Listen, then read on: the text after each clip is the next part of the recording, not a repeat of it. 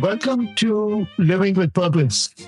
Today, I have two amazing guests who are going to talk about how they found purpose and how they have then used that purpose to make a difference in the lives of other people that have been formerly incarcerated. With me, I have Ted Gray and Ken Oil, and they are going to introduce themselves a little bit and share a little bit about their journey. And then I'm going to ask them a few questions about purpose. So, Ted, welcome to the show, and share a little bit about your work. And both of you have been founders of CROP, which is an organization that is helping formerly incarcerated folks get into the knowledge economy. So, with that, Ted, share a little bit about your journey. So, 1999, I was arrested and convicted for murder, sentenced to 4 years to life. And at the time in California, there was a mindset in criminal justice. It was a tough on crime era. And there was literally no hope for people who had been sentenced to life in prison. The governor at the time, he was quoted saying that the only way that these people will parole is in a pine box. So there was the opposite of purpose. There was a lot of despair. It was an environment with a lot of despair. And for a while, I gave myself over to despair, about 7 or 8 years. But eventually, I had this aha moment. It was through several conversations with my dad. And the conclusion that I ultimately came to was I cannot allow my environment to dictate what I can do with my life. And the purpose that I ultimately came up with is that I wanted to transform the culture of prison. One from despair to one of hope. Just to provide a little bit of context, Akhtar, if you'll allow me that. When you ask somebody in prison in those years what was most important to them, almost inevitably people would say God, family, freedom, but the choices they made were not in alignment with those things. So challenging people to make decisions based on the things that were most important to them, they were in alignment, kind of became my purpose. And it wasn't just me, it was a collection of us that worked together doing that work. And that is the foundation upon which CROP was built. Can you talk a little bit about CROP? Sure. And what it is doing first inside prison and then what it is doing now? Sure. Originally, CROP on the inside, what we did was we formed the 501c3 to help fund sports and music programs in prison because I wasn't educated. I didn't really know what I didn't know. I just believed that sports and music could be used as a mechanism to bridge the divide between different races and different gangs. And the idea was if you're playing music with somebody or you're playing ball with somebody, it's tough to think of them as your enemy. So originally that's what it was. And it metastasized into a number of different things on the inside, ultimately became a workforce development program on the inside. We were helping people get certified as alcohol and other drug counselors. And after we were eventually released, and Governor Newsom pardoned Jason and I, we were the last two to get out. We connected with Ken, and really it was in the middle of COVID. And the original idea was to go in and expand on that. But because COVID was happening, we had to come up with something that we could do on the outside. And we got a really poor experience in reentry that led to some really good ideas, but I'll let him talk about what that is. Ken. Yes, sir. Share a little bit about you and the incredibly horrific experience that you've gone through incarcerated, and then this amazing approach that you and the other four came up with and the lives that you transformed. Sure. Well, just a little bit about my background in Capsule Form. I grew up in LA, and, when I was younger in elementary school and junior high, I was, always a smart kid, bright, got bored extremely easy. And by the time I reached my formative years, the streets were more appealing to me than school. And so kind of got caught up in that, in and out of, juvenile systems, and ended up in 1995 as a result of California State Strikes Law getting a life sentence in prison for being a passenger in a stolen vehicle. And so, then I'm 27 years old, turning 28. And rather than think that my life was over, I decided to double down on preparing myself for life after prison, as far-fetched as that idea might have seemed with a 52-year life sentence. And so I really poured myself into reading because that was one of the only ways that I thought I could stay sane. And I read so much that eventually prison officials thought that my reading was dangerous. And the types of things that I would read were dangerous. And they gave me an indeterminate sentence in solitary confinement, which meant forever. And they basically said the types of political material that I was reading made me a threat to every prison in California. That the only way I could exist was in solitary. So it was then that I started to think about law. I started to think about business. I started to think about dreams of what would happen when I got out. And I ended up litigating myself out of solitary confinement and eventually out of prison with the help of Stanford University, a corporate law firm by the name of Mayor Brown. And the day that I got out of prison, I went to a reentry house. It was a 5-bedroom house and 17 men who lived in there, warehoused. And what should have been the happiest moment of my life after serving 23 and a half years in prison quickly became the worst day, or one of the worst days of my life. The conditions were horrendous. The rules, the setup was very much like I was still in prison.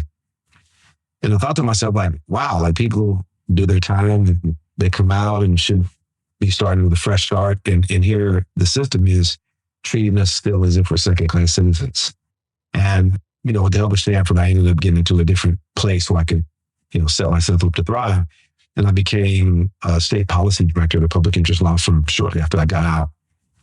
And one of the things that I was charged with doing in my work was litigation, policy work around ban the box, which basically is a law that says that employers can't ask about criminal history before making a job offer in a state, since it's about 37 states that have these laws. And so I started talking to employers in these groups that I would talk to, people at Google, Fitbit, others, about, well, why don't we go one step further than ban the box and start creating paid internship programs and apprenticeship programs and other opportunities for people to get into tech and the knowledge-based economy. And to my surprise, the more I talked about it, the more it kind of picked up traction. But they inevitably, most of them would ask me, well, what kind of skill sets do the people that you're talking about have? And I said, well, to be honest with you, most of the people in prison, because there's not a lot of computer stuff in prison, have never heard of Google Drive or never been on a Zoom call or done any of those things. They were like, Ken, that's kind of problematic because we don't have the capacity to teach people how to do basic fundamental computer stuff that most junior high school kids know how to do today. And so they would encourage me to say, why don't you think about building a bridge building program that would kind of close the digital literacy divide and set people up to get jobs in tech. And so I sat down at the reentry house I was in. I said, I'm going to design the Stanford reentry programs where it's going to be filled with dignity. People are going to be able to go to school and pathway themselves into careers in tech and the knowledge-based economy. And, I had all these ideas about what could happen. And so the more I thought about it, as I was thinking about it, my friend Ted, who I know in prison, got out. And it was right at the beginning of COVID, as he mentioned. And we met up and he said, we were going to go back into prison to do our leadership program, which they've become famous for, but we can't do it now. And so I said, well, hey, I think there might be this other opportunity to build a state-of-the-art reentry model. And it would be based on dignity and giving everybody an A rather than giving them an F when they come out. It would be based on giving people their own rooms and their own bathrooms and taking away all of the stressors that cause people to struggle when they get out of prison for so many years. And we sat down in this kitchen, in this dining room table in Folsom, California, and started to design what that would look like with the other fellas. And ultimately we designed Ready for Life, which is the program that Crop is doing now. And then there was a documentary done by Jason. He was one of our founders and came on CNN. President Obama came out on his Twitter account and said it was a great program. And we decided that when Ted and Jason had the chance to thank the governor for their part in computation, that we would bring up asking him for some money to build our dream model. And during that call, I think the governor said, I can't give you the money directly, but he said, I support it and will support it if you can get some of the California legislature behind you. And so Ted and I and Jason really sat out to go start talking to the California legislature one conversation at a time. We pitched them our idea about investing in proximity and people who understood the pain points. So that way we could offer solutions and help lead. And miraculously, they wrote us into the California budget for $28 million to build this program out. Which 28 million. they gave us $28 million to build it out. And so we did that. It exists now in Oakland, California, as you know. And the program is really just a safe space for men and women who have experienced incarceration to take a time out, relax for a second, be in a healthy environment where they can concentrate on learning and close some of the skills gap that exists for us in prison. And it's been miraculously successful so far. I think it's in the second or third year, and it's going strong. So for those of you that want to learn more, go check out their website, croporganization.org, and you will learn a little bit about what they're doing. I want to kind of just pivot a little bit to ask you about this credo that you both live, which is about responsibility. And that to me seems to be the driving force of how you both found purpose. So talk a little bit about why responsibility is such a big word for the two of you. So for me, the first decade of incarceration, there's a real experience of when you lack agency or power to affect an outcome, that is a temptation into despair. And I read, like Ken, I read a lot. There was a man named Jesse Barterman who invested in a program. It was about transformational leadership, personal leadership. And I went through that program and I was introduced to this idea that if the problem's out there and you're not looking in the mirror, you're looking out the windows, to the Jim Collins principle for anyone familiar. To whatever degree you're unwilling to accept the responsibility for an outcome, you're leaking power. And the opposite is true. If you're willing to own the outcome and take responsibility for every step along the way, the amount of agency and empowerment that you experience and qualitative difference that makes in your life, even in a place like prison, that I really actually became free, like existentially free in prison once I made that switch. And it was all happening once. You have aha moments every day, but living that way, as a discipline, I feel very free on the inside. And I think when I came home, I realized that on the news out here, there's a lot of people who give away a lot of power, and from an existential perspective, are captives of their environment, determining how they experience life. And I know that if it's possible for people, and I've witnessed many men do it in prison, if it's possible for people to experience freedom in prison, then it should be a lot easier out here. So that principle is, I think, why we're both sitting out here today. That's fantastic. Ken. Yeah. It's really interesting the way Ted and I came together with some of the way that we think. Because prior to meeting Ted, I had kind of taken on this credo when I first came to prison that I wasn't going to let my circumstances define me. I was going to define my circumstances. It really fits into what Ted went through with Jesse Barterman in the program, but I didn't know anything about that program. I was introduced to personal leadership in the way that we teach at Crop by Ted and Jason and Richard, our co-founders. But I believe in the ethos fiercely. And really, it's about, as Ted mentioned, taking agency over your own life and not allowing the things that are happening externally define the way you show up, and really taking agency, like he said. And so for me, like, I looked at a judge who told me in no uncertain terms that I was going to die in prison. I looked at a man who hadn't spent more than 3 hours with me total, who in essence said that my life was worthless. And I refused to accept that as an outcome. And so I knew that the only way that I was going to survive in prison is that I would have to push back against what externally was trying to happen to me. So like I said, I arrived at my destination in a very different way, but in the same place.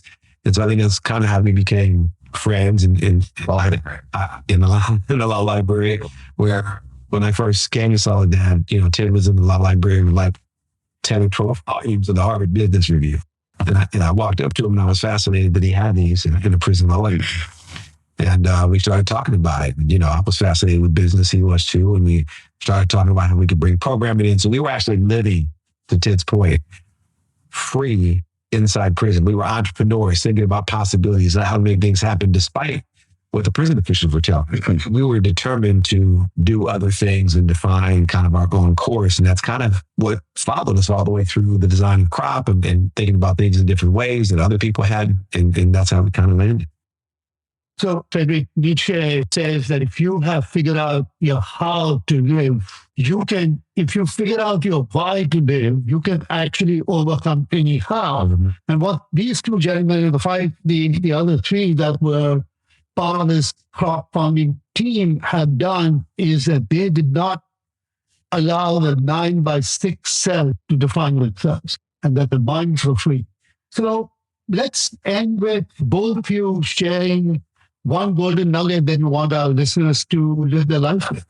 I think I spoke to it. It's the same question that we asked ourselves and other people on the inside.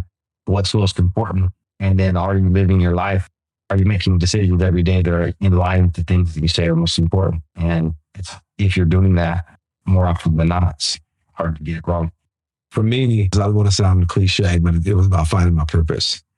And then when I was released in a very surprising way, very similar to Ted, I thought that I was going to go get my paralegal certification, put my hand down, go work a 9 to 5, make $80,000 a year, and like ride off and try to live a life. And what I found very quickly when I came home is that the community, society, universities were interested in my story. I don't know why, but they were interested in my story. And I was starting to get asked to speak. And then people wanted me to go to the legislature and do this and that. And what happened is that a movement called me and grabbed me by the shirt and said to me in no certain terms that people have supported you in your trajectory to get free.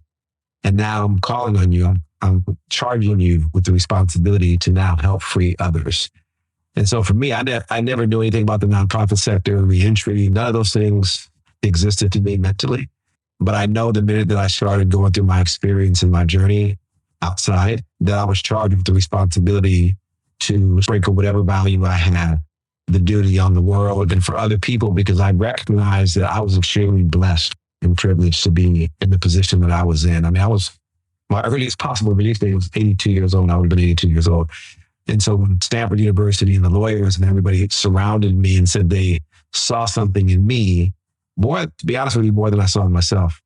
I knew that for all of the fellas in there and the women in there and the people who may not have had the opportunities I've had, that I had to attempt to free them. And so I really look at my own struggle, but in different contexts, obviously, because I don't want to compare myself to a legend, but it's almost like Harriet Tubman, right? Where she was already free and she had a choice to either go or go back and get others. And what Ted's not going to say, but I'm going to say it for him.